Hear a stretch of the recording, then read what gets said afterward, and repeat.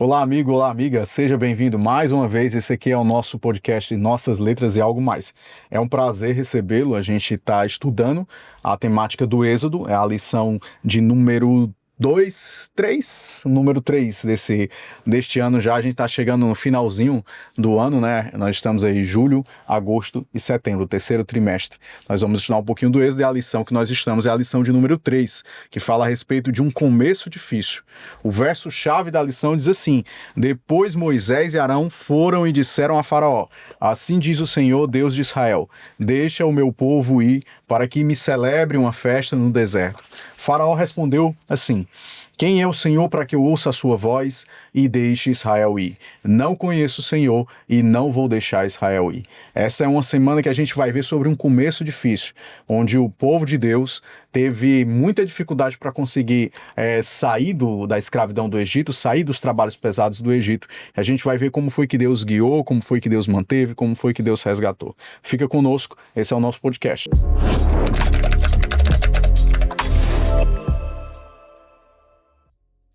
Hoje a gente tem o prazer de contar com dois grandes amigos, a irmã Ruth, que é cadeira cativa, a nossa anfitriã. Boa Irmã noite, Ruth, seja bem-vinda. Boa noite, filho. E possa se sentir bem no nosso meio. E o Anderson, mais uma vez aqui, também é um dos nossos fortes comentaristas. É um prazer estar aqui, William, Ruth. Prazer. Bem-vindo também, todos vocês, que vocês possam aprender junto conosco, e também a gente aprende quando a gente vê como Deus tem atuado no nosso meio aqui. Então a gente aprende um com o outro aqui. É verdade. E espero que você também possa apreciar bastante o estudo dessa palavra. E por falar de pessoas tão queridas, né? A gente vai sinalizar as pessoas que comentaram na última vez, no último episódio que a gente teve nos Nossas Letras e Algo Mais, no estudo da lição de número 2. A Tereza Passos, a Nara Thaís, a Marta Bellarmino, o Paulo Lobo, a Clau Gomes, a Kelly Carvalho, a Penha Lobo, a Edina Vieira, o Edson Porto, Edmilson Dias, a Flávia Richard, o Vanderlei, Goldrin, José Marcos, Miriam Cardoso, Marta Gomes, Valdeci Santos, Francisco Moriá, a Alana Quetilha, Miriam Costa, Carla Simões, e aqui a última denominação, não consegui o nome da pessoa, mas o que tinha escrito lá é Neares 1558. Essas pessoas todas vão participar agora do sorteio. O livro é do pastor Marco Calderon, que foi um dos nossos comentaristas da semana passada. E não somente o livro, né, irmã Ruth? Vai ter também a tábua cronológica, né? Aquela tábua cronológica, né? Que a gente já apresentou várias vezes aqui, que foi base da nossa lição. Exatamente. Do mês anterior, né? Do trimestre anterior, na verdade. E para a gente poder compor o time, né? Tem que chamar o Flauber, da nossa equipe técnica. Vamos agitar aqui um pouquinho, né? Esse ovinho da sorte, né? Que ruflem os tambores. Vamos lá. Deixei aqui também um pouquinho. Pronto. Dá uma olhada quem foi o agraciado. Nara Thaís. Olha aí, Nara Thaís. A Nara. Que você possa ser muito feliz com esse estudo, e esse livro vai estar chegando. Ixi, tô feliz. Vai estar chegando até você. É só entrar em contato com a nossa equipe, entrar em contato também. A gente vai entrar em contato com ela. Show. E aí a gente vai conseguir estar realizando esse envio, que você possa ser muito abençoado, abençoar você e a sua família. Vamos começar a estudar um pouco mais a palavra de Deus essa semana. Antes, você pode conduzir a oração? Com certeza. Oremos. Querido e bondoso Deus, queremos pedir a tua orientação, pois iremos estudar a tua palavra. O Senhor mesmo nos disse que lâmpada para os nossos pés é a tua palavra e luz para os nossos caminhos. Venha abençoar também os ouvintes que estão nos acompanhando agora neste momento. Te pedimos no doce nome de Jesus. Amém. Amém. Amém. Muitos acreditam que ao decidir seguir a Deus vão experimentar apenas felicidade e sucesso. No entanto, esse não é o caso, como a Bíblia mesmo demonstra. Às vezes surgem obstáculos e novas dificuldades que pode ser bastante frustrante, levantar questões complexas que nem sempre têm respostas claras ou às vezes não têm resposta nenhuma. Os que confiam em Deus vão enfrentar provações. No entanto, quando a gente persevera, Ele traz soluções em seus termos e no seu tempo. Os caminhos do Senhor muitas vezes entram em conflito com as nossas expectativas de soluções imediatas, mas é importante termos confiança nele, independentemente das circunstâncias. O tema do estudo da semana é de Moisés e a condução do povo de Deus para fora do Egito. Um chamado tão claro como poderia ser. O chamado inclui milagres e até mesmo o próprio Deus falando diretamente a Moisés, mostrando exatamente o que ele desejava que fosse feito. Anderson, quando a gente chega aí no texto-chave de Êxodo capítulo 3, versículo 10, né, onde Deus vai chamar Moisés, vai se revelar a Moisés, ele dá ali um empoderamento a Moisés, dizendo quem ele é, mostrando quem ele é, e a força que ele tinha em relação à sarça que a gente estudou na semana passada, puxando a linha de raciocínio baseada na semana passada. Daí ele lança Moisés até o faraó e pede para faraó, ele diz, olha, Moisés, te preparei aqui, né, baseado no que você está conhecendo a respeito de mim e do que você está experienciando. Agora tu vai a faraó e tu vai dar a seguinte mensagem, pede para o meu povo sair. E o faraó responde de uma maneira nada agradável, né? Por que essa resposta a faraó, ela foi tão desconfortável para Moisés, e o que a gente consegue aprender com isso daí? Assim, a gente viu na primeira lição que Moisés ele passou um tempo bem longo, né? Longe do Egito. E aí nesse regresso, após o encontro com Deus ali na sarça, Moisés ali ele é empenhado de uma missão. Só que quando ele se depara com essa missão, talvez ele tenha visto o tamanho do problema que Deus o havia confiado. E a resposta do faraó foi tamanho a altura da posição que ele ocupava. A posição não somente de um rei, mas a posição de um Deus. Foi uma palavra de confronto, de afronta direta ao dito Deus de Israel, né? E aí ele já pergunta, quem é o Senhor para que eu ouça a sua voz, né?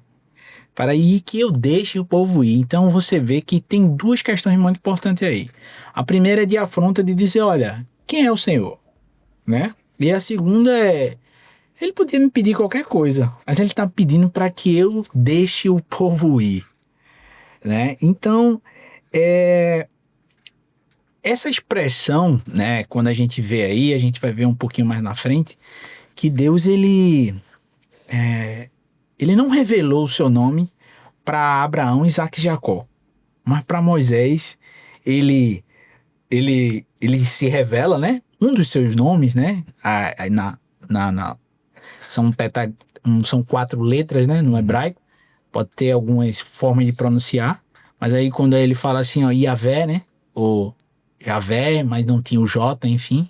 E aí o Moisés pronuncia aquilo ali, que é quando Deus ali diz a ele, diga que eu sou, né? Te enviou na tradução do português como a gente conhece.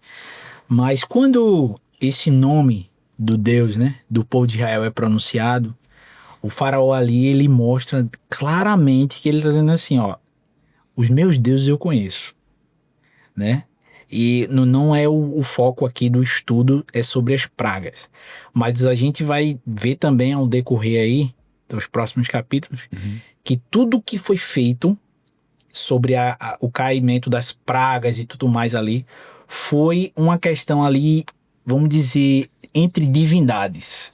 Verdade. Era Deus claramente mostrando assim, olha, se você acha que você é Deus, se você confia, a tua força está toda nesses deuses que você aprendeu, conheceu e coloca toda a sua vida sobre ele, todas as pragas eram um sinal claro de Deus para mostrando quem ele era. Mas antes de cair essas pragas, houve todo esse relato que é o que a gente vai estudar essa semana, que é esse começo difícil aí que é o debate, né? É o campo das ideias ali. A gente precisa entender que a Bíblia é um livro contextualizado. Há um contexto em toda a história, né? O Egito, ele tem, na verdade, ele tinha um panteão de deuses. Faraó, ele era tido como filho do deus Ra. Então, ele era Deus.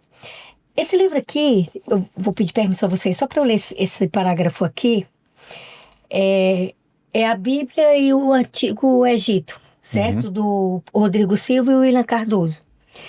E ele fala, ele contextualiza, só que eu quero só colocar aqui, ele cita aqui esses deuses, o deus Ra, o deus Kepris, o Horus, o Tote, o Sete e a serpente Apófis. Vocês vão entender porque que eu estou querendo trazer isso daqui. Eles acreditavam, os egípcios acreditavam que toda vida que o sol se punha, começava uma batalha. E se essa batalha durante a noite não houvesse vitória, acabaria o Egito. Entendeu? Então, o nascer do sol significava que a vida ia continuar. E a briga toda era contra essa serpente Apófis. Os sacerdotes do faraó, durante a noite todinha, eles passavam a noite todinha em cerimonial. Por quê? Porque eles acreditavam que esses deuses precisavam da ação humana para estar lá ajudando A vencer a a batalha. potencializar e a vencer a batalha. Quando o sol se acordava, né, despertava e pronto. Vencemos. Olha que interessante. Os deuses dele não eram onipotentes. Eles tinham pinturas, né, espalhadas com cajado que se transformava em serpente. Por que que Deus pegou o bordão de Moisés e os sinais que Deus deu para Moisés era de Moisés, passou a ser de Deus? Sim. Né? E quais foram os milagres? Transformar o cajado em cobra. Era um ritual que tinha eles lá. Eles faziam esse ritual. Era como Deus Os falava dentro da sacerdotes- cultura deles. Os sacerdotes do faraó faziam esse ritual. Então Deus preparou Moisés para levar uma linguagem que era a linguagem deles. Para falar como eles Então, entendiam, o né? que a gente vê nessa passagem aqui é uma materialização, na verdade, do grande conflito. Porque ali Deus não estava entrando na mente de um faraó qualquer, não. Era um faraó muito poderoso. Exato. Muito poderoso.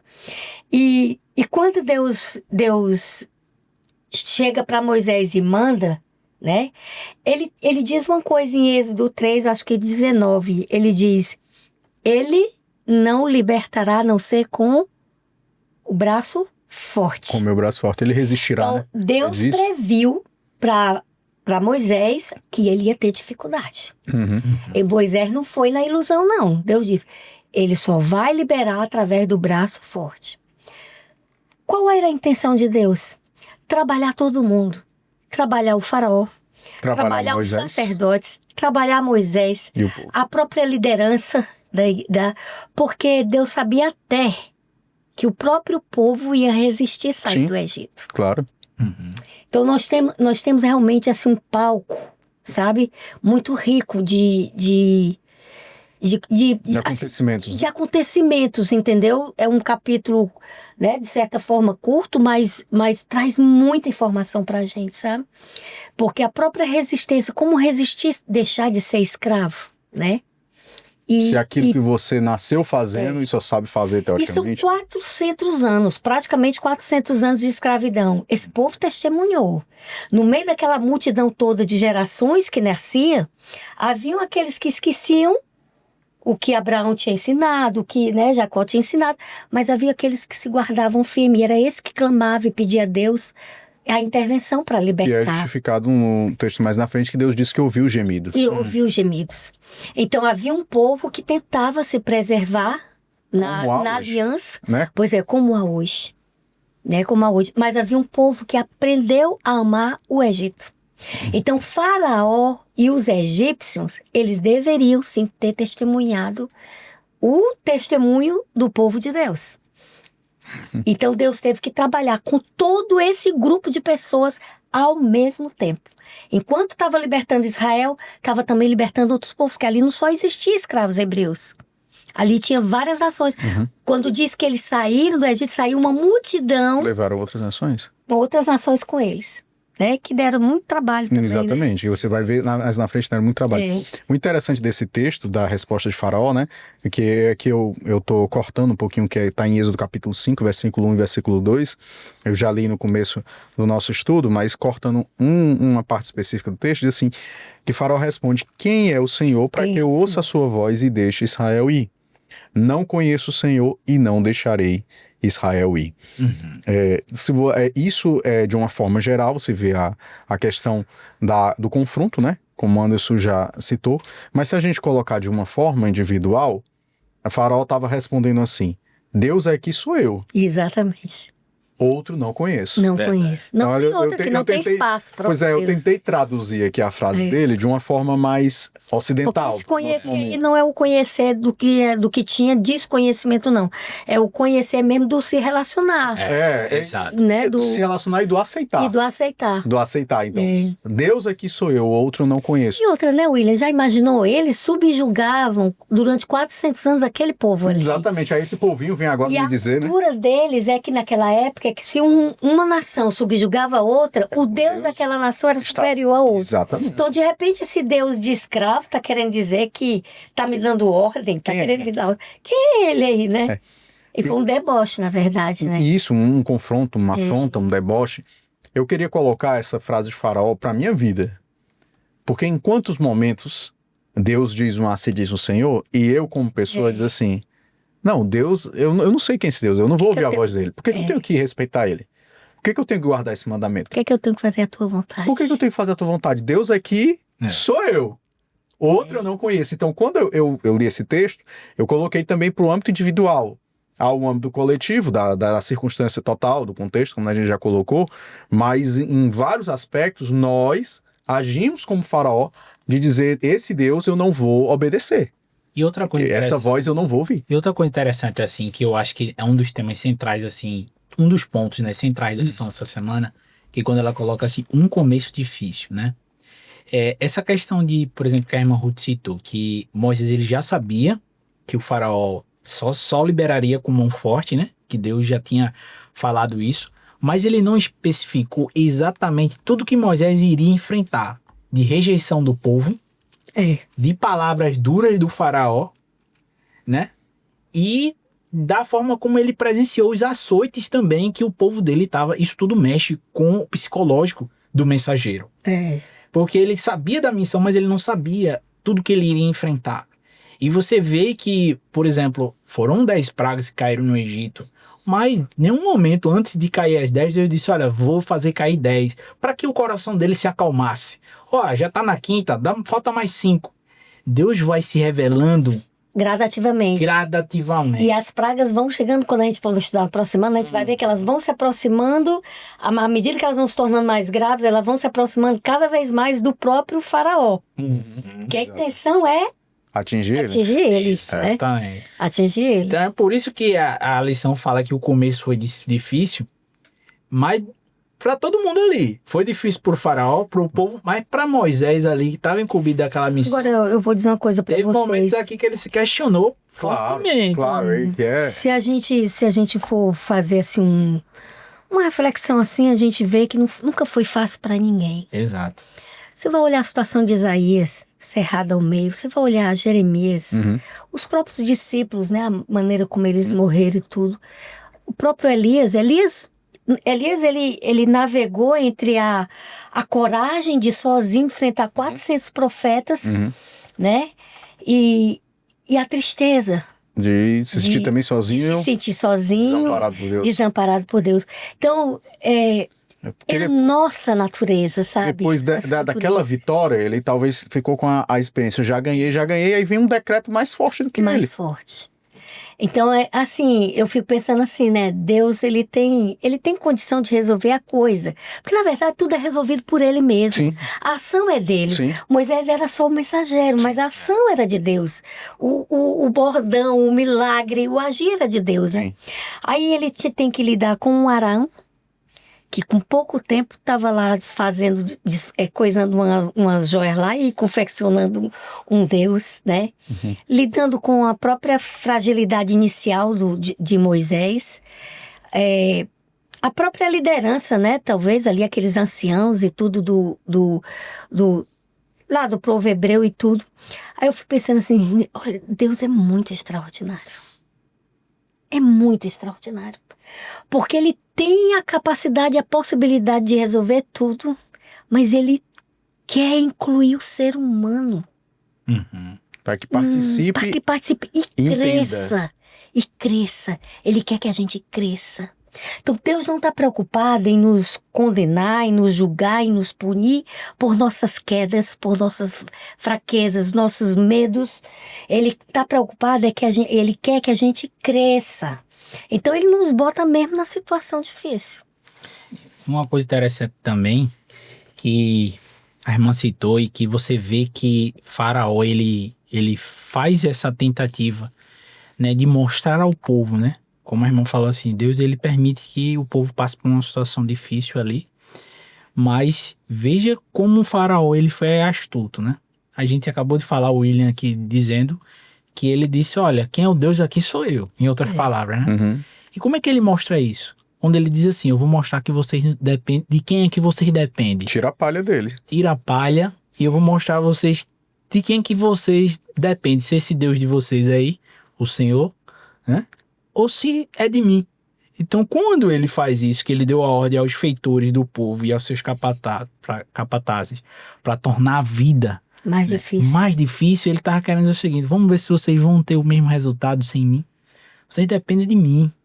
E todo esse Quem dá o sustento sou eu. É, exatamente. Não esse Deus aí que tá dizendo que há Então uma era uma coisa. afronta direta. Por isso, quando ele viu isso, tinha dois objetivos. O primeiro era fazer com que, como o povo era muito numeroso, ele não tivesse tempo para estar fomentando nenhum tipo de guerra. Uhum. Então, como a irmã Ruth falou, ele era um estrategista militar. O Tutmés III, nesse ano aí, né, de 1450 a.C., ele foi um dos faraós mais conhecidos por um faraó É chamado Napoleão, né? Dos conquistador. faraós. É. Exatamente, o Napoleão dos faraós.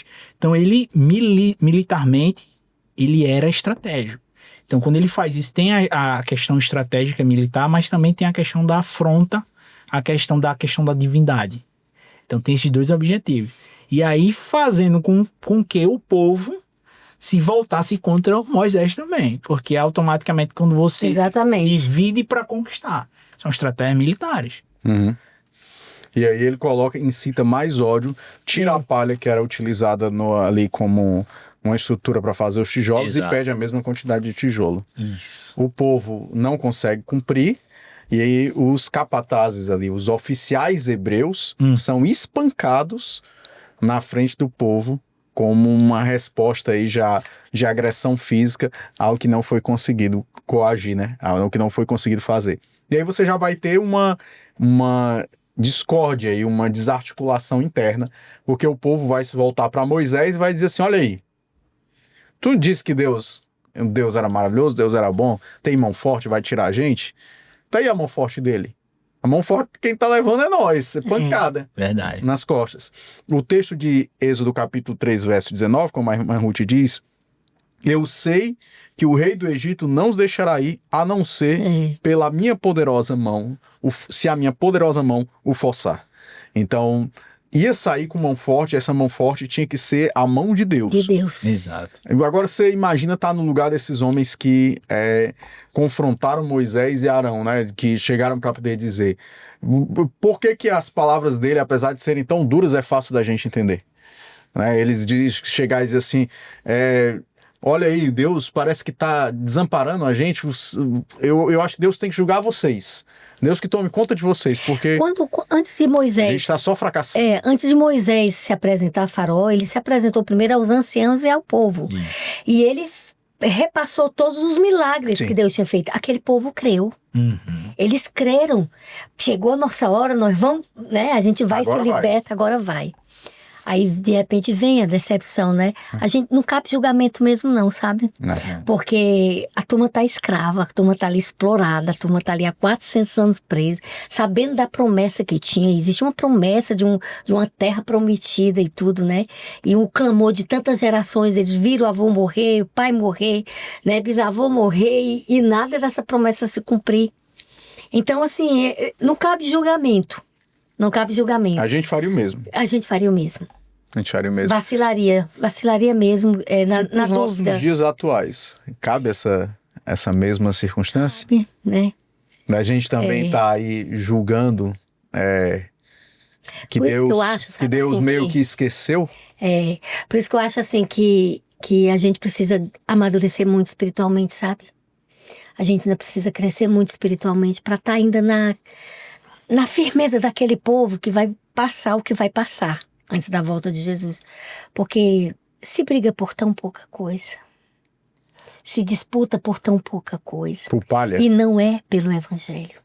Entende? Eu vou fazer um paralelo aqui com o que o William disse, trazendo para os dias atuais. Imagina agora que você veio trazer o evangelho de libertação, né? Que é o evangelho eterno de Cristo Jesus, né? Amém. Da graça.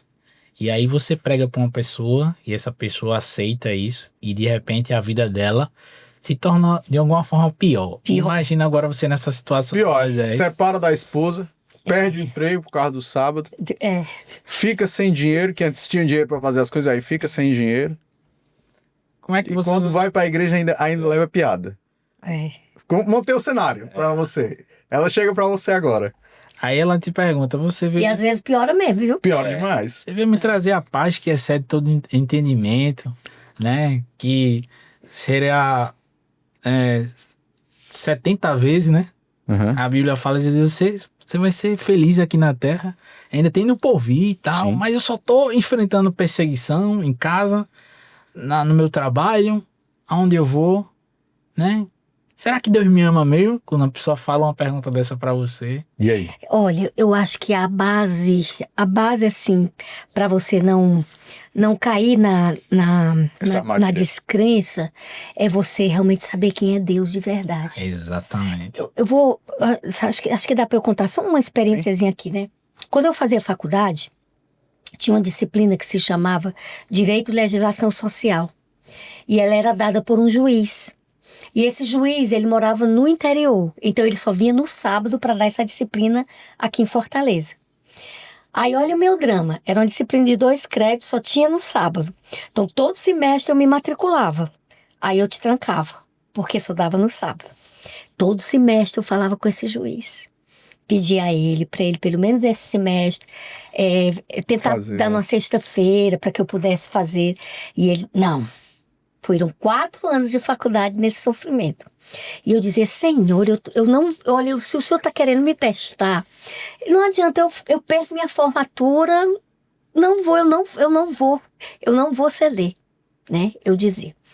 Quando foi a secretária do curso, disse para mim, Ruth, a disciplina se tornou pré-requisito. Então, você tem que fazer. Para fazer as próximas cadeiras. Para poder terminar o semestre, né? O último ano. Isso, minha turma toda me acompanhou desde o início com essa história. Aí eu liguei para ele mais uma vez. Já era o último semestre. Eu liguei para ele foi muito grosseiro. Aí ele disse assim, converse com seu Deus, resolva o que você quiser, mas eu não vou ceder. Aí eu disse, o senhor teria possibilidade? É só porque o senhor não quer. Ele disse, eu podia sim na sexta-feira, mas eu não vou. Aí eu disse, pois então, agora a conversa é outra. Eu disse pra ele, sabe? Porque o senhor é que não quer fazer, o senhor não quer ajudar. Uhum. Então a conversa é outra. Eu já posso conversar com Deus em outro nível. Eu disse, né? Aí ele ficou calado, desligou o telefone na minha cara, tudinho. Aí eu disse, bom, aí eu avisei meu pai, eu disse, papai, é o seguinte, pode ser que eu não me forme, porque tem essa disciplina aí, eu não vou fazer, né? Aí eu disse, Senhor, tem um testemunho dessas meninas tudinho vendo, eu não posso nem me dar o luxo de fracassar, porque aí seria uma vergonha pra mim, como testemunho e tudo, né? Mas eu deixei e decidi, se for, eu fico tentando depois terminar a faculdade, né? Se eu disser pra vocês que 15 dias depois a secretária ligou pra mim, corre, vem fazer tua matrícula, porque o juiz ligou, disse que esse semestre não vai poder, houve um problema particular, e ele não vai poder dar disciplina. A gente teve que falar com o delegado tal, que era um delegado da furtos e roubo. E ele é quem vai dar disciplina no lugar dele. Aí eu fui, né? Me matriculei, eu disse, olha, Deus agiu, tirou o cara da história, né? Aí eu disse Tirou assim... o faraó do meio. Aí ela disse, Ruth, só tem um problema, esse delegado também só pode dar aula no sábado. Aí eu peguei minha Bíblia, fui lá na delegacia da Furtos e Roubos, cheio daqueles cara, polícia, ali de lado. Ele não mandou sair, não. Ficou aqueles policiais ali, tudinho. Eu me sentei, eu me senti tão pequenininha. Aí eu me sentei, eu disse pra ele, olha, a situação é o seguinte, eu não vou tomar tempo do senhor, não. O senhor vai ser o professor lá, substituindo o professor, né? A questão é o seguinte, essa disciplina que é importante pra mim, eu só me formo se eu fizer, mas ela só cai no sábado. E eu não, no sábado eu não faço esse tipo de atividade. O sábado, para mim, é cumprimento de lei, é o mandamento do Senhor. Eu sou uma pessoa cristã e tudo. Ele olhou para mim, botou a mão desse jeito assim. Já sei, eu não vou nem conversar com você, não. Porque quando se é judeu, não abre nem pro trem. Aí eu disse, ele tá pensando que eu sou judeia. aí eu disse assim, não, mas eu não sou judia, não. Ele disse, você não é? Eu disse, não. E tem outras pessoas que guardam o sábado sem ser judeu? Eu disse, tem sim. O sábado não foi feito para os judeus. Aí eu comecei a fazer um estudo ali com o pessoal ali, né? Ele pegou um livro dessa grossura aqui. Aí ele disse assim, tá aqui, ó. Vou usar esse livro. Você não vai assistir uma aula minha. Mas eu não aceito menos do que um 10. Nem tire 9,99 que eu lhe reprovo. Eu vou lá na sexta-feira só para fazer essa prova com você. E vou dar liberdade para as colegas, se as colegas quiserem fazer na sexta com você, puderem fazer. E aí, para mim, se vierem todo mundo na sexta-feira e não vieram no sábado, também para mim tá bom demais. Meus irmãos, eu estudei esse livro feito uma condenada. Uma condenada, mas eu consegui. Amém. Então, assim, se a gente sabe quem a gente está servindo, Exato. a gente desfruta um pouco de paz em meio à tribulação. Porque foi uma tribulação para mim. Eu tinha oferta de emprego já. Sim. Só me formar, eu já tinha oferta de emprego. Eu tinha tudo. Eu ia perder tudo. Mas então, eu tinha que trabalhar tudo isso daí sem deixar vacilar a minha confiança em Deus. E ainda que eu não conseguisse, eu teria que amá-lo e confiar nele da mesma maneira. Se a gente põe a nossa experiência de fé baseada só naquilo que Deus pode fazer ou não pode fazer, não é uma relação justa e nem verdadeira com Ele. Porque eu estou só em busca do que ele pode dar. É uma negociação, é uma troca de favores, presentes. Dar, né? A questão é Ele ser o Senhor da vida mesmo.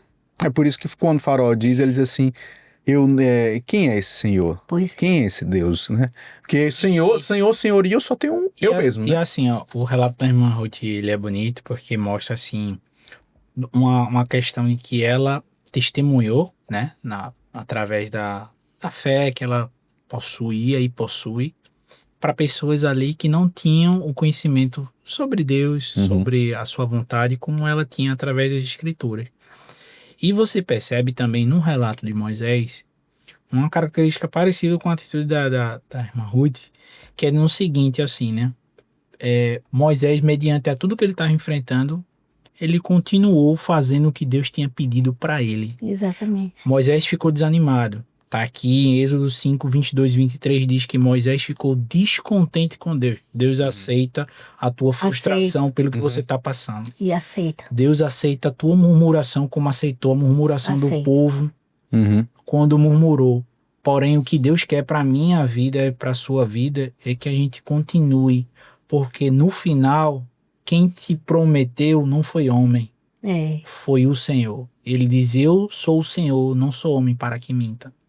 Então, Deus, ele disse que estaria conosco até a consumação dos séculos. Então, o nosso caminhar vai ter altos e baixos. E essa seria a minha resposta para essa pessoa se tivesse feito essa pergunta para mim. Eu disse, eu entendo a tua dor, o teu problema que você está passando, mas eu entendo que Deus também está do teu lado, te fortalecendo. Se eu puder te ajudar em alguma coisa, eu estou aqui, porque eu acho que essa deve ser a atitude nossa como filhos de Deus nessa terra, é ajudar os outros naquilo que a gente pode, seja com palavras ou com ações, para de alguma forma, né, a gente ir ali ouvir como Jesus ouvia, como Moisés também teve que ouvir o povo. Ele disse assim, não, você não deve para estar reclamando nada aqui não, é para fazer e acabou-se. espere aí que Deus vai livrar. Mas Moisés escutou. Moisés, ele intercedia pelo povo, Sim. né? Diante de Deus, ele intercedia. Tanto é que aí justamente ele faz essa funcionalidade de profeta, Profeta. do porta-voz. É. Ele mesmo teve essa experiência de necessitar de um porta-voz. Quando ele diz que é pesado de boca, é pesado de língua, a gente entende essa expressão dele como talvez ele fosse de difíceis palavras, ele fosse grosseiro ou tivesse um vocabulário limitado. Eu acho que ele perdeu a capacidade da fluência da língua, né? Porque ele foi pro deserto, sabe? Separou, acho que ele não falava mais, talvez, com tanta fluência. E Arão entra como o profeta, né? Isso. Moisés acaba sendo ali como Deus para Arão, porque ele fala para Arão. E o Arão é quem vai falar direcionadamente a Faraó. Um ajuste que Deus fez para atender. Sim, a necessidade. Um temor de Moisés, porque ele disse assim, eu porei a palavra na tua boca. Isso. Era para Moisés ter sido realmente o porta-voz direto. Porta-voz direto. Tanto é que quando vai para o Egito, ele acaba sendo o porta-voz direto, né? Que era para ser o original. Daí porque ele precisava de um processo de fortalecimento. Exatamente, é um isso. detalhe que eu queria chamar a atenção, e aqui cabe bem para colocar para os nossos ouvintes, é que quando Moisés ele foi chamado para ele tirar o povo do Egito, ele tinha por volta dos seus 80 anos. E Arão tinha 83, eles eram ali na faixa já quase centenários. Não importa a nossa idade para Deus. O que importa é o que nós estamos dispostos a fazer pela causa dele. Exatamente. Como também o fato de ter muita idade não significa que eu não possa ter medos, eu não possa ficar com a minha, aliás, a sensação de que eu não consigo, né? Mas quando eu me coloco na mão de Deus, Deus coloca a palavra na minha boca e usa até a outra pessoa ali também de mesma idade para ser um ajudador. Anderson. Eu acho interessante também essa questão de Deus deixar esse trabalho de forma dupla ali, dos dois irmãos, né? A questão de Arão, você pode ver que o cajado de Arão está dentro da arca, né? Né, da aliança, aquele simbolismo ali. E também você vê que dentro, a Arca da Aliança está dentro do santuário. O santuário tem a figura de um sacerdote e um mediador. Então você vê que ele agiu ali, Arão, como um mediador ali. Sim. Naquela questão. Sim. Então Deus ali, ele falava com Moisés, né, que é a questão dos profetas e tal, que a gente vê no Novo Testamento, mas Deus também usou a figura do Arão ali para simbolizar também uma outra figura que a gente poderia entrar aqui em muitos detalhes sobre a questão da intermediação, né? Do sacerdócio e tal, aquela coisa toda. Então é isso que Deus ali também, ele não tem um trabalho específico assim de exigir pessoas perfeitas. Como a irmã falou, Arão, ele tinha seus defeitos. Né? Como Moisés tinha os dele, Moisés também tinha. E eu vejo pessoas assim, muitas vezes colocando... Moisés, ele tem uma figura proeminente, assim, no Novo Testamento, mas você também vê que Deus é um Deus plural, que ele aceita você trabalhar na obra dele, mesmo que você não seja um Moisés. Mas ele vai usar aquilo que você tem de melhor para Quer um exemplo? Raabe. Sim. Raabe, as palavras que aquela mulher diz são muito profundas. Ela diz, ouvi falar que o Deus, que Jericó foi entregue nas mãos dos deuses de vocês. Não, ela ouvia, as pessoas entravam na taberna dela lá, né, e contavam as coisas que o Deus dos hebreus faziam. Então, ela... E essa mulher se convenceu por um testemunho indireto. Um testemunho direto. Indireto, né, de uma outra pessoa, né, que não tem nada a ver. Aprendeu a amar a Deus, aprendeu a confiar em Deus, ela quis servir a Deus. E ela não era hebreia. Isso. Cananeia. Ela era cananeia. Ela ajudou, inclusive, os espias na tomada da cidade. Aí eu fico pensando, olha onde é que Deus vai buscar alguém. Exato. Sabe? Por isso, assim, nossos pensamentos em cartesianos, sabe? A titulação lá na genealogia de Cristo. Exatamente. Ela aparece. Mãe de Boaz, Boaz casou com uma moabita. A mãe dele era cananeia e ele casa com moabita, que os moabitas eram inimigos de Israel. Ela aparece nos Heróis da Fé? Nos Heróis da Fé de Hebreus, aparece no livro de Tiago, falando da obra, né? Fé e obra. Sim. Então, assim, Deus, sabe, a gente às vezes tem a mente muito cartesianazinha e começa a querer enquadrar as pessoas que são habilitadas a ir para o céu. Começa a fazer o checklist, Aí a né? gente começa a fazer um checklistzinho. Isso não funciona com Deus, entendeu? Devolve o dízimo, vai pro céu. Não devolve, não vai. Exatamente. Guarda o sábado, não vai pro céu. funciona assim, não guarda, funciona. não vai. Não funciona assim. Tem um casamento monogâmico, vai O pro céu. Deus Não dos tem, não vai. improváveis, né? Deus é diferente, É, cara. é. Deus é diferente. Porque ele enxerga a gente lá dentro. É o Deus que quebra os paradigmas, né? Os paradigmas. Por isso tem até um texto que fala sobre as incestuosas mães dos reis. As 3 mulheres que figuram na genealogia de Cristo. Pois é. Tamar, de uma relação incestuosa. Pois é. Raabe, a Ah, cananeia, que tem uma alcunha, né? Que vem antes dela, que é prostituta. E a moabita. a Moabita, Ruth. Ruth. Entra aí como a mãe de Obed, avô de Davi. É. Simplesmente E isso. os Moabitas, eles foram gerados pelo incesto da filha de... E já né? foram gerados de um incesto. Deus, Como é que Deus consegue ele trabalhar tem- nessa circunstância? Pois é. Em que se a gente tiver só os papéis brancos e uma caneta, você não consegue escrever um texto tão bom quanto Deus pega as circunstâncias Consegue todas fazer. destruídas. Né? E é essa luta que ele trava, sabe? Com o faraó. Ali Deus tá trabalhando com todos eles ali ao mesmo tempo, você tá entendendo? Não é só com Moisés, não, ele tá trabalhando até com o próprio faraó. A luta ali é o palco mesmo materializado ali daquele conflito do bem e do mal. Porque o que é que acontece? O que é que faraó faz quando Moisés chega mais a Arão? Ele convoca logo os sacerdotes dele, os magos dele, para poder fazer a mesma coisa que Moisés estava fazendo lá com Vamos mostrar para esse bordão. povo que a Quer gente dizer, tem o assim, mesmo poder. Nós temos o mesmo poder. Quer dizer, foi confronto mesmo com Deus, era desafiando mesmo Deus, né? Então ali, nem Moisés ia dar conta daquilo ali. Era algo que só Deus poderia resolver. Por isso que ele diz assim, ali na lição, eu acho que é a de quarta, né? Ele é de... Qual é aquela que ele diz, os 4? É na de terça-feira. Ele diz aqui, ó, a resposta de Deus a Moisés. Êxodo 6, verso 1 ao verso 8. Aí eles vou tirá-los dos trabalhos pesados do Egito, vou livrá-los da escravidão, vou resgatar vocês com braço estendido e com grande manifestação de juízo. Esse braço estendido e grande manifestação de juízo, a gente vai trabalhar bem com as pragas.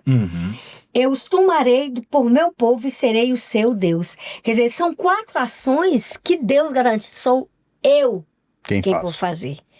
É o eu divino. É. E é isso que ele vai e joga para Moisés lá na quinta-feira.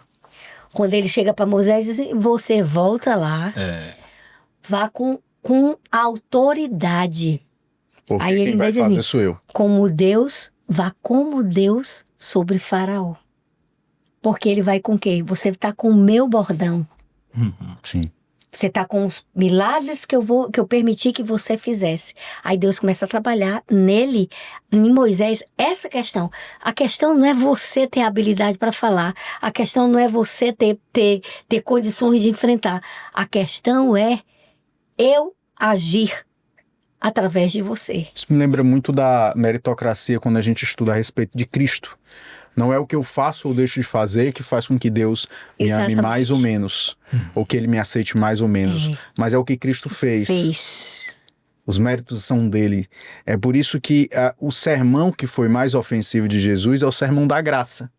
Quando ele faz ali a multiplicação de pães e peixes, e ele começa a pregar sobre a graça e falar que os méritos não é do povo, o mérito é dele, os discípulos ficam assim um pouco chateados porque nós largamos tudo para te seguir. Eu larguei minha casa, minha família, eu larguei o barco que eu tinha, o dinheiro que eu conseguia com peixe, e aí agora você está dizendo que a gente não vai ganhar um lugar no céu por causa disso? A gente não vai conseguir um terreno melhor no céu, uma casa melhor no céu? A gente não está com um checklist ok para entrar no céu, por causa que a gente largou tudo e estamos fazendo Então mais? É muito forte o que Pedro diz, né? Afasta-te de mim, porque, né, o Senhor é santo, né? Deve ter entrado assim em Pedro, assim, um sentimento, assim, sentimento de distanciamento, né? E da realidade, né? Da realidade de quem ele era. Então Jesus disse assim, e aí, vocês vão me deixar? Agora também? Todo mundo me deixando? Vocês também vão me deixar? Então o sermão que você tem mais apostasia é o sermão da graça. Não é o sermão da montanha. É o sermão da graça, quando Cristo diz que os méritos são dele. Do mesmo jeito que Deus está dizendo assim: Moisés, você tem dificuldades, Arão, você tem dificuldades, mas quem vai com você sou eu. Deus disse em vários momentos no Antigo e no Novo Testamento: não temos, eu sou contigo, não te assombres, eu sou teu Deus. Falou isso para Josué, falou isso para Moisés, falou isso para tantos outros profetas, para Elias, para Eliseu. Ele falou isso em vários outros momentos. Deve ser porque isso importa muito. E não somente importa, como é uma linha que perpassa em todas a estrutura humana até o dia de hoje. A gente precisa saber que Deus está com a gente. E você vê assim como Deus ele utilizou, como foi falado aqui, a linguagem dos próprios egípcios para poder fazê-los entender quem Deus era. Porque quando Deus fala para Moisés, depois que Moisés faz esse clamor, né, da petição de dizer: olha, Senhor, eu estou arrasado aqui, porque é o que está acontecendo. Aí Deus profere essas palavras de dizer como ele ia atuar. No capítulo 7 também, Deus diz assim para Moisés: olha, eu vou endurecer o coração de Faraó. Pois é. E você vê que essa é uma expressão claramente que Deus estava se referindo a algo que os egípcios acreditavam, né? Se você depois quiser ter tempo de olhar na internet, o Rodrigo Silva, esse que é o mesmo autor deste livro aqui que a irmã Ruth apresentou, ele tem um comentário riquíssimo a respeito da cultura egípcia da época, né? A respeito de como os egípcios interpretavam a justificação deles pós-morte, né? Onde o coração dele era pesado e se fosse achado em falta, eles perderiam ali vamos dizer assim, a ascensão dele na parte divina, né? A aceitação nesse plano que eles acreditavam. E como uma forma de dar o jeitinho egípcio, né? Não o jeitinho brasileiro, o jeitinho egípcio. Se você observar várias múmias, se fizer uma tomografia ou um escaneamento de raio-x, né? Você vai ver que dentro existe um besouro, né? Um escaravelho de pedra no lugar do coração, né? Eu endurecerei o coração de Faraó. Isso é uma expressão onde Deus ele estava dizendo o seguinte: olha, quem no final faz na balança quem vai ser aceito ou não, sou eu.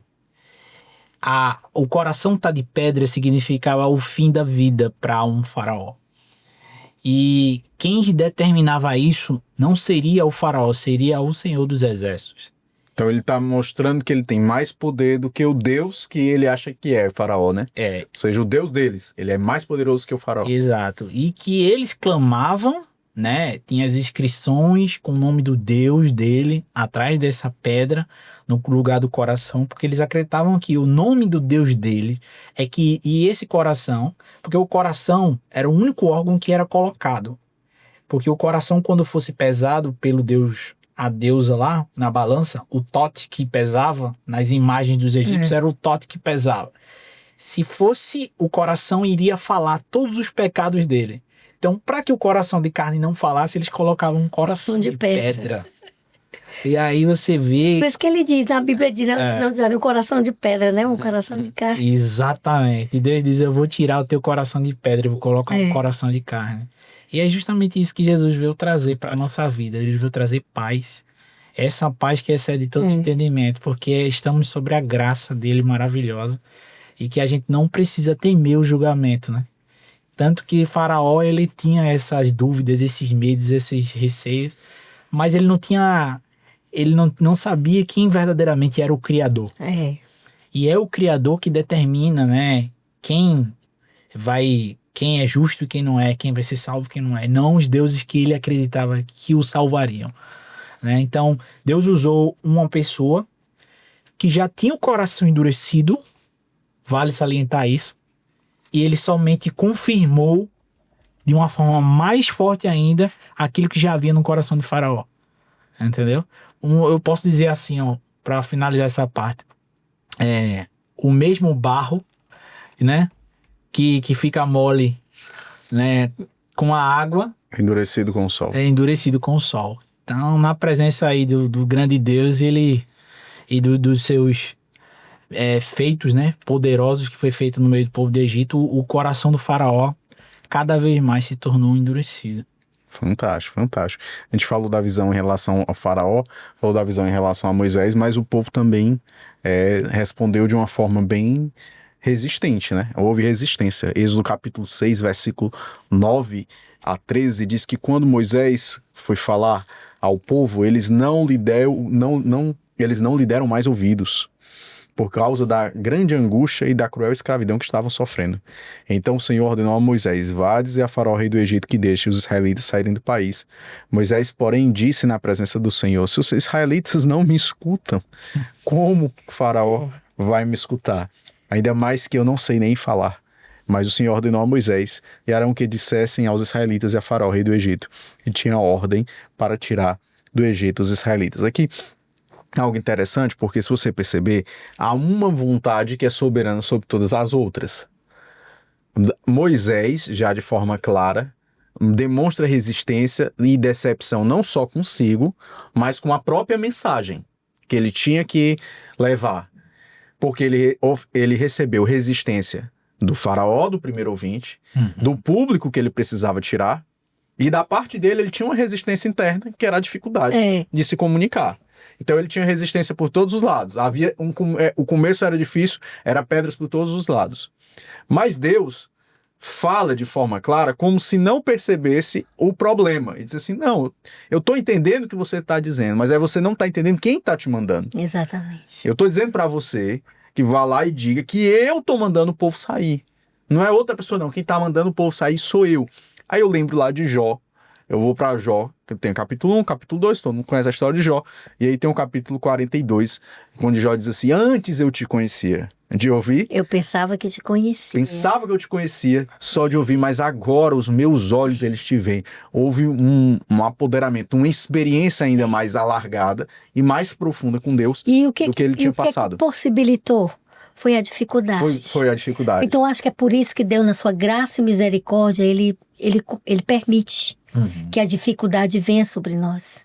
Porque há certas coisas que realmente, se a gente for bem honesta mesmo, a gente chega a essa conclusão que há coisas que a gente só entende na luta. Eu gostei desse comentário que a irmã fez. Eu vou até abranger um pouco para os assuntos seculares, talvez trazer também uma luz para a analogia teológica. Tem uma frase na academia, né? Sem dor, sem crescimento, né? No pain, no gain, né? Sem dor, sem crescimento. A gente diz, tem um jargão popular e diz que mar calmo não faz bons marinheiros, né? E eu também queria colocar mais outras duas frases que eu acho que podem somar aqui. É uma frase de um filósofo que diz assim: mudar é difícil, não mudar é fatal. A zona de conforto é um grande problema. A zona de comodidade ela é um grande problema, porque ela me coloca na estagnação. Exatamente. A psicologia, de uma forma geral, ela diz que o movimento ele é melhor do que a estagnação. Ainda que seja um retrocesso, olha aí que eu estou dizendo, ainda que você esteja andando para trás, é melhor do que você estar parado. Ainda que você esteja perdendo, é melhor do que você esteja parado. Porque a estagnação gera indiferença, gera insatisfação, gera desânimo. Por que eu estou dizendo isso? Porque se a minha vida, ela tá toda redondinha, ela tá toda certinha, ela tá toda na zona de conforto. Acomoda. Tá toda acomodada, será que tá tão justo assim diante de Deus? Ou eu tô precisando de alguma coisa que me movimente ou pra frente ou pra trás para que eu me aproxime do Senhor? Porque a gente já viu que foi nesse processo de resistência, nesse processo de provação, que o povo, Moisés e Faraó, são ali transformados, são experienciados na presença de Deus. Davi é um exemplo disso, né? Sim. Davi, a Bíblia diz assim, no tempo que as nações estavam em guerra, Davi estava passeando no seu palácio. E nesse passeando, na ociosidade, ele começou a contemplar. Interessante que quando ele estava na zona de guerra, com 17 anos, em que ele é comissionado para deixar comida, ele é o office boy para deixar a comida dos irmãos mais velhos, porque ele não estava guerreando, ele só foi para deixar comida, e aí ele encontra o filisteu. Exatamente. Não há espaço para a ociosidade e a contemplação. E nem para covardia, nem para... Nem para mentira, nem para elaborar a morte de Urias. Tem para coragem. Tem enfrentar um gigante. Um gigante, não só um homem grande estatura, mas um homem de alta experiência bélica. Exatamente, que ele não tinha. Que ele não tinha. Aí você vê um homem daquele, de repente, maquinando a morte do marido da mulher para poder ficar com a mulher do cara. Tudo porque... Sendo que ele já tinha mulher. Ele já tinha. Ele teve 6 mulheres. A Batseba foi uma das. E ali foi um declínio da vida espiritual dele, né? Que a gente viu as consequências que trouxe para a família e tudo. Então, assim, é aquela história, né? A gente não deve sair procurando problema, mas também não deve se acomodar. A gente tem que ter sabedoria diante do dia a dia que vai surgindo na vida da gente. Porque não é fácil, enquanto morarmos aqui nesse mundo. Esse mundo está entrelaçado com os problemas do pecado, com as consequências do pecado. Então a gente vai conviver. Ó. Qual era o problema daquele povo naquela época, em termos espiritual? É sempre uma coisa voltada para a idolatria, não era? Sim. A presença de deuses, adoração de Deus e tudo. Hoje, a nossa geração hoje, qual é o nosso grande assim desafio? Sinceramente, eu acho que bate muito com as palavras de Cristo. Quando ele diz que terremoto você vai sempre ver, guerras você vai sempre ver, mas ele chama a atenção da gente para o comportamento das pessoas. O amor esfriaria.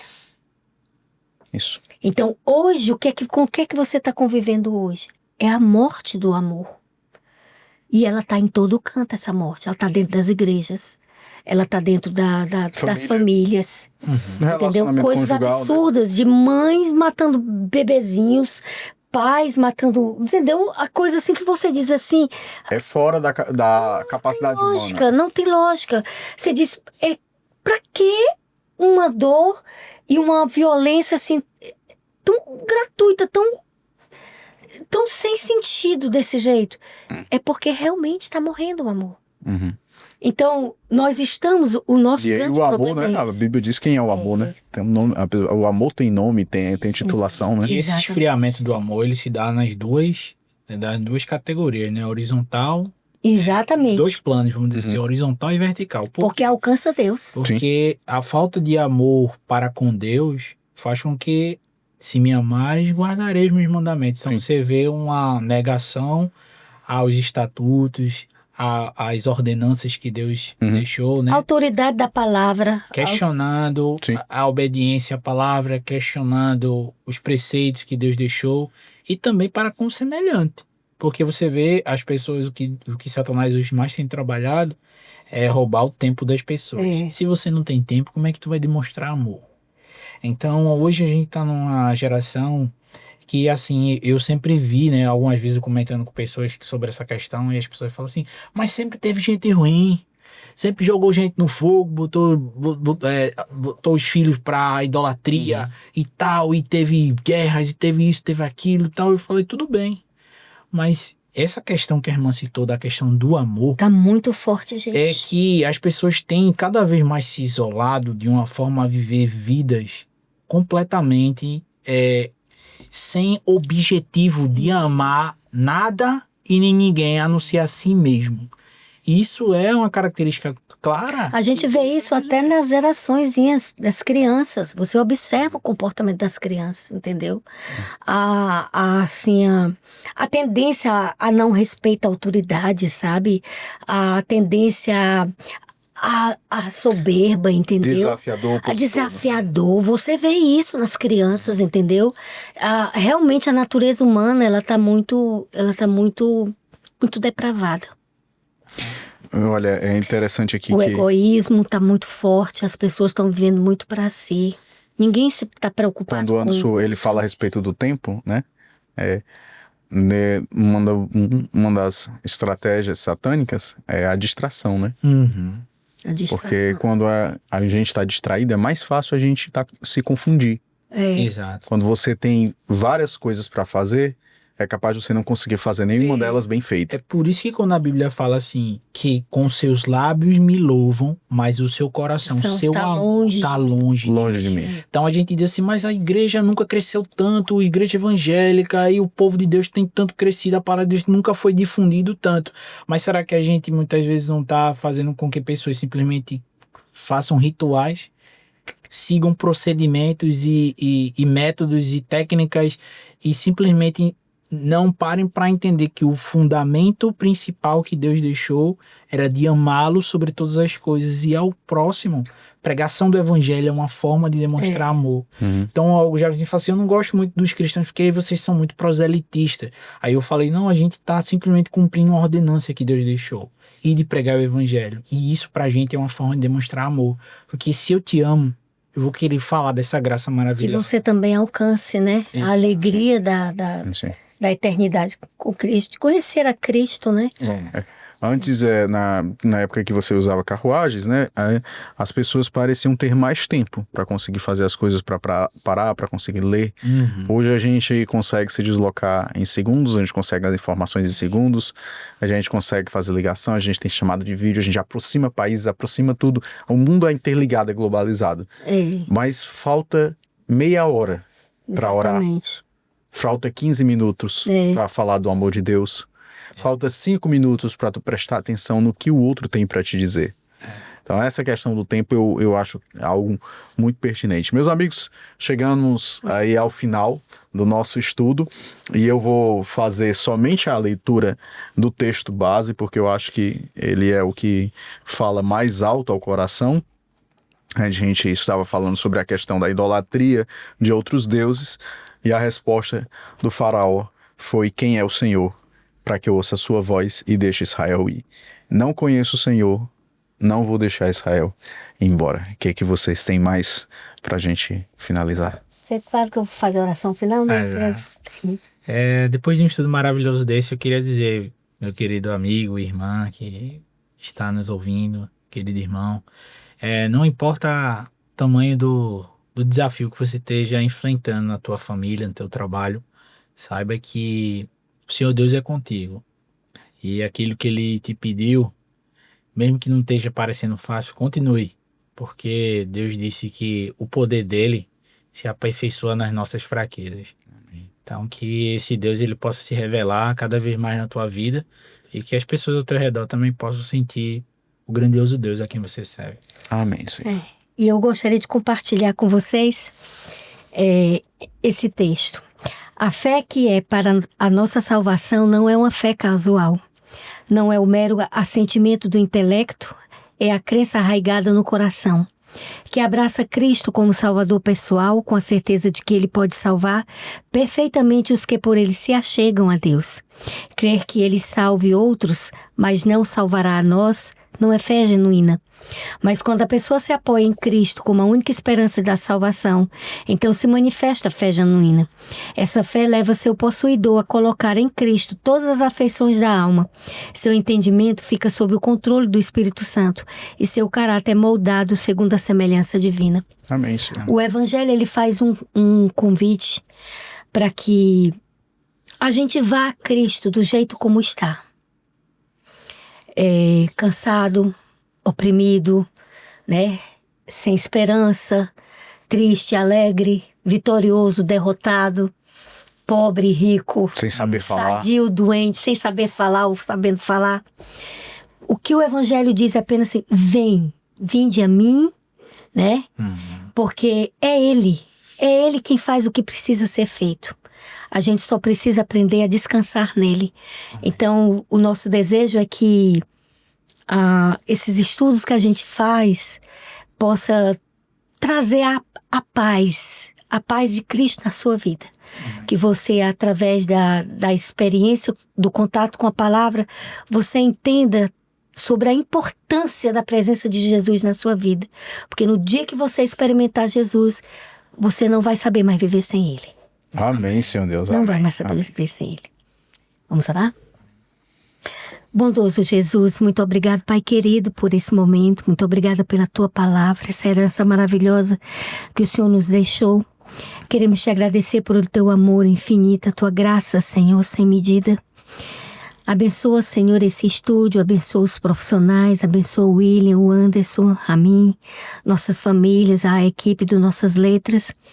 De modo muito especial, abençoa cada palavra, cada lar, Senhor, onde essa mensagem chegará. é a tua palavra, somos teus servos, teus instrumentos, usa-nos, pois, para a tua honra e para a tua glória. Entregamos nossas vidas sob os teus cuidados, pedindo a tua proteção, a tua segurança e que o Senhor nos livre de todo o mal. Em teu santo nome, Jesus, hoje e sempre. Amém, Senhor. Amém. Amém. Amém.